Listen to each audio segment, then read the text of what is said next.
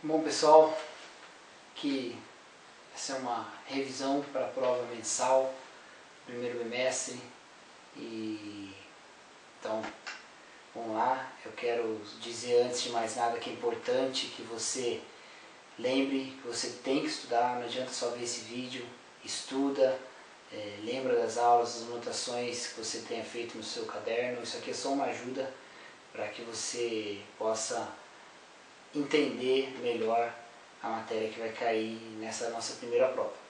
Tá? A gente começou falando do Brasil no período republicano, aí já no final do século XIX, início do século XX. Então o Brasil deixa finalmente de ser um império, deixa de ser uma monarquia e passa a ter agora uma república, ser um país republicano. E em 1891, então, o Brasil tem uma nova Constituição, a Constituição Republicana, que traz uma série de mudanças, né? Primeiro, algumas mudanças que democratizam mais o país e alguns pontos que ainda mantêm alguns resquícios do autoritarismo e daquele regime mais fechado que era no Império. Então a gente vê alguns avanços como o voto universal masculino, que é o fim do voto censitário, né? A gente vê o fim do poder moderador, agora o Brasil teria só 3 poderes, né? O Estado laico, o Brasil deixa de ser um Estado religioso com uma religião oficial, que era a Igreja Católica, e agora ele tem um Estado laico, ou seja, sem religião oficial, e também o fim dos títulos nobiliárquicos, de toda aqueles direitos de nascimento que agora no período republicano você não tem mais. Isso junto de outras conquistas recentes que o Brasil tinha vivido, né? Como, por exemplo, o fim da escravidão, que tinha acontecido 3 anos antes dessa Constituição, em 1888. Mas, apesar dessa onda de democratização no Brasil, você tem ainda algumas medidas que mantinham a antiga lógica de domínio imperial. Você tinha, por exemplo, a negação do direito ao voto a mulheres, analfabetos, mendigos, não podiam votar, e mesmo essa democracia era uma democracia envolta em situações bastante complexas, né? Você tinha eleições que não eram eleições limpas, elas eram cheias de fraudes e de corrupção, e você ainda tinha muito poder dos donos de terra, que eles dominavam a política nesse período, mas a gente vai falar sobre isso ainda. A economia no Brasil nesse início do século XX, final do século XIX, início do século XX, era absolutamente dependente do café, e isso reflete na política, ou seja, quem era produtor de café, os cafeicultores tinham mais influência política, na verdade dominavam a política estava na mão dessas oligarquias cafeeiras, e o Brasil, dependente dessa exportação de café, não tinha outra escolha também, né? Mas quando o café começa, já mais para frente no século XX, o café acaba gerando recursos suficientes para que o Brasil comece um pequeno processo de industrialização que ainda demora muitos anos para se intensificar, mas que já nesse início do século XX começa a surgir, mas sempre voltado para o café. Indústrias voltadas para o beneficiamento do café, fábricas voltadas para a produção de máquinas ou coisas importantes para a colheita e para o plantio do café, e ela começa por aí, depois já vem a indústria têxtil e outras indústrias, outras fábricas que vão se desenvolvendo no Brasil durante a primeira metade do século XX. Mas o início é o capital gerado pelo café que permite essa industrialização do Brasil. Bom, o Brasil, o primeiro presidente brasileiro, Marechal Deodoro da Fonseca, ele deixou o poder para Floriano Peixoto, conhecido como o Marechal de Ferro. Então os nossos 2 primeiros presidentes foram 2 presidentes militares e 2 presidentes que não foram eleitos pelo voto direto da população. E o Floriano Peixoto foi conhecido como Marechal de Ferro porque ele teve que lutar de fato contra revoltas que se levantaram contra ele, em especial a revolta da Armada e a revolta federalista, e venceu as duas. Então também ele era chamado e ficou assim conhecido como consolidador da República, né?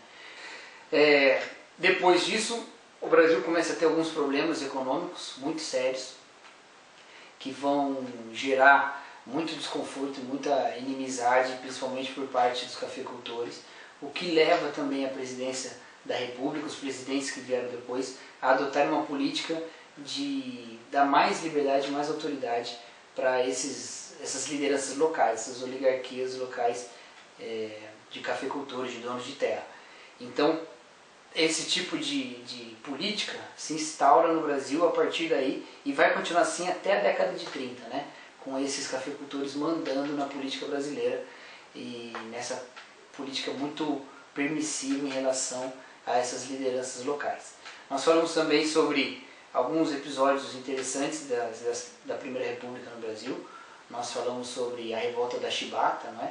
Onde os marinheiros se levantaram contra os castigos físicos, as punições físicas que eram desferidas contra eles na marinha. Eles se levantaram contra, resistiram contra esses castigos físicos e, apesar de o seu líder ter sido condenado e depois só recebeu perdão, mas e muitos terem sido condenados e depois terem sido absolvidos pela revolta, ela conseguiu chegar no seu objetivo principal, que era o fim dos castigos físicos, né? Os castigos físicos acabaram depois da revolta da Chibata dentro da marinha. Nós também vimos o período em que o Brasil começa a ter uma modernização nas suas cidades, graças também ao café e tudo mais, e nós vimos alguns exemplos, né? O de Rio de Janeiro, por exemplo, que passou por um processo muito intenso de reurbanização e de higienização e também de controle social. Então aqueles casarões, cortiços gigantescos que tinham no centro da cidade, muitos deles foram derrubados para ampliar as avenidas e a população dali foi mandada embora e eles tiveram que se virar onde é que eles podiam se colocar. Acabaram muitos deles usando o próprio material da demolição dos cortiços para morar no Morro da Providência e ali construíram comunidades que depois receberam o nome de favelas, né? E a partir daí a gente tem o processo de favelização do Rio de Janeiro, de vários pontos do Rio de Janeiro, que hoje em dia a gente vê lá como em qualquer outra metrópole do Brasil. Então essa história começa, o nome favela surge no Rio de Janeiro a partir desse momento da saída dessas pessoas dos cortiços e a migração delas para o morro, né? Também dentro dessa ideia do presidente Rodrigues Alves de higienização do Rio de Janeiro estava a vacina e a vacinação obrigatória liderada pelo Oswaldo Cruz e que gerou muito desconforto, as pessoas desinformadas, não sabiam direito o que ia acontecer e a vacinação era obrigatória e isso levou a população a um estado de nervosismo a respeito desse assunto. A oposição se aproveitou disso e espalhou mensagens dizendo que é verdade, eles vão colocar a doença em você, eles vão obrigar você a tomar essa vacina, então resista, não tome a vacina, e isso levou até a revolta da vacina, a famosa revolta da vacina, e que teve como consequência uma violência muito forte no Rio de Janeiro, mortes, mas também o fim da obrigatoriedade da vacina. O presidente então disse, não, tudo bem, vai ter vacinação, mas não é obrigatório toma quem quiser. Isso foi o desfecho da revolta da vacina.